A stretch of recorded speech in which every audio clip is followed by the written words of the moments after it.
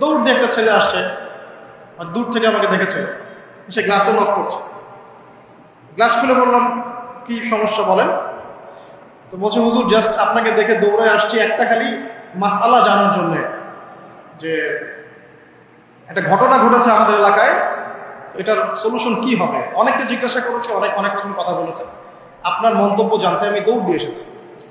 কি ঘটনা ভাই? তো বলছে যে আমাদের এলাকায় একজন ছেলে, মাদকাসক্ত ছেলে, মানে এডিক্টেড, ড্রাগ এডিক্টেড, সে তার নিজের মায়ের সাথে জেনা করে ফেলেছে। এটা শোনার পরে আমি আসলে কি অ্যান্সার দিব, আমি প্রায় 2 মিনিট চুপ করে বসে আছি। আজ বলবেন কি বলবেন এখন বলুন? এই ছেলের এখন করণীয় কি এটা জানতে আসছে, কি করবে এখন সে?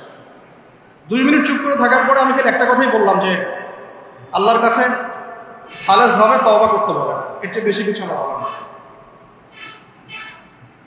তো ঘটনাটাকে আপনাদের কাছে কত বিব্রত বোধ হচ্ছে না?